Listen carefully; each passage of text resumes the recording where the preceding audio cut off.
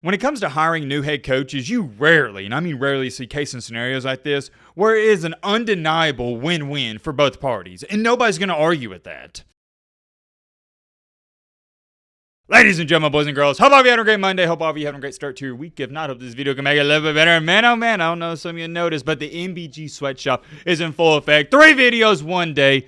We're grinding, man. We're grinding. We got to talk about the big diamond breaking news. It is no longer a developing story. I've been following it closely. Ever since really Friday night, I heard some rumors and reports going on. Didn't make a video. Wanted to see some more developments go on. Well, those developments have happened. They have transpired. The breaking news has been announced that James Franklin, yes, the former head coach of the sorry, sucky, and irrelevant, let me say again, irrelevant Penn State Nittany Lions, has just been hired as the new head coach for the Vodtech, a.k.a. Virginia Tech Hokies. Clap it up. Clap it up to James Franklin. Clap it up to the Hokies. We got a lot to talk about here, a lot to unpack.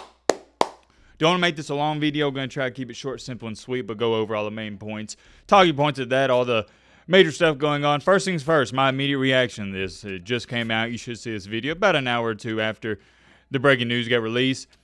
I think this is a great hire. I also don't believe your casual fan understands how great of a hire this is. Let me explain. If you keep up with college football, you should know this, but maybe there's some casuals watching. You don't keep up with the Hokies. I don't blame you because you want to talk about irrelevant. They've been irrelevant. They suck. I'm pulling up their record. Hold on, give me a second in live time here.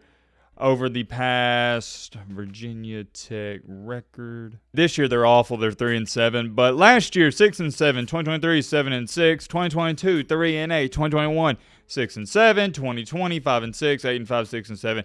You get the point. They haven't won more than 6 games but once in the past, what is this, 7, 8, 9 years. Reminder, Power 4 schools have about 2 or 3 cupcakes per season. So really they're winning about 4 to 5 legit games per year. All in all, saying they've been mediocre at best the past 7 years is probably sugarcoating it.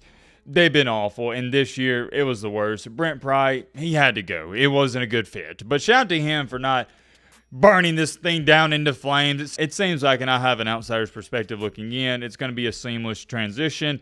Unlike with LSU and Florida, it's just a crap show over there. And same thing with the Auburn Tigers. It should be fairly simple. James Franklin, he'll bring his staff in. He'll bring in some of his recruits. He'll bring some from the transfer portal. I bet there's going to be a bunch. When I say a bunch, probably about 5 to 10 Penn State players transfer to Virginia Tech. That's going to be something we got to pay attention to and be on the lookout for. And here's the thing. Nobody has ridiculed James Franklin more than me, myself, and I. You know this. When you saw Penn State and James Franklin lose a game, the first thing you thought of was, oh, I got to see what Matty Gray's saying about this because he's been saying they're irrelevant for years.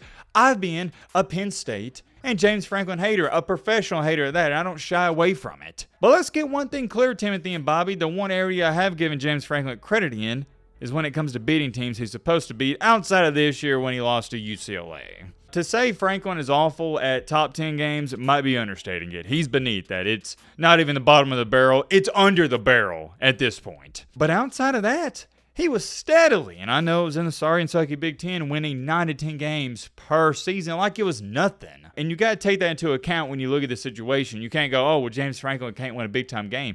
Is this even that good of a hire? Yes, it is, because Virginia Tech hasn't won more than 9 games since 2016. Think about this.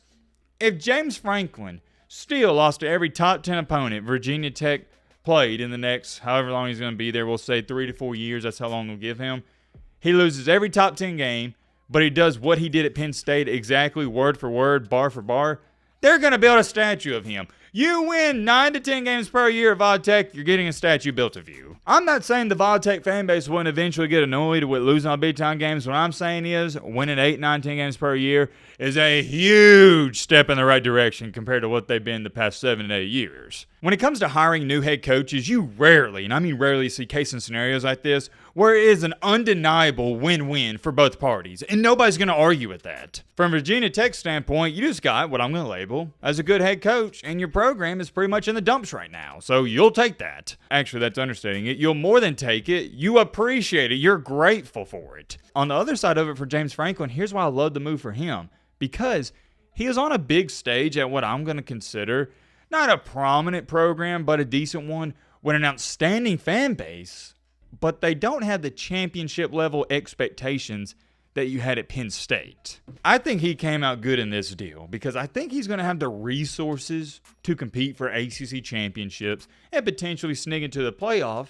But if he doesn't, the fan base isn't going to be too upset, at least right away. At Penn State, it's much different. The fan base, I'm going to consider them unreasonable. They just have their expectations set way too high. And Franklin's got a point to prove to everybody. Nobody's got a fire burning inside them bigger than James Franklin currently. Because if you're Franklin, here's the dilemma you face in the job search. You didn't want to go to a program where they didn't have a lot of pressure to succeed because then you lose your edge. And I've always believed this. Pressure, it's a privilege because that means people expect something out of you. Same thing here. It's just the right amount of pressure. At Virginia Tech, those fans, they're going to hold them accountable, and I think Franklin likes that. And the more I think about it, the more this seems like deja vu. I know it's different circumstances, but when you're talking about the football team, the football program itself, not any of the scandals, when he inherited Penn State, it was in a similar situation. It wasn't good. It's the same thing with Virginia Tech currently. And let this be known right now, they have the money on to compete in the NIL department. They are dedicated to that football program. Early prediction and outlook on this, I think he'll see success right away. Believe it or not, James Franklin is a pretty dang good recruiter. And it's not going to take much to start competing in the ACC as we've seen this year. They are garbage. I'm talking about hot garbage. They are doo-doo cheeks. If James Franklin was going to like LSU, Florida, or Auburn, we'd be having a completely different conversation because the dilemma that those schools face is you got to play your Alabamas and Georgias and Texases and Oklahomas and Tennessees of the world almost every other weekend. But when you're going to Vol Tech, have you seen the ACC? They suck, man. They are awful, and it's going to be way easier to recruit.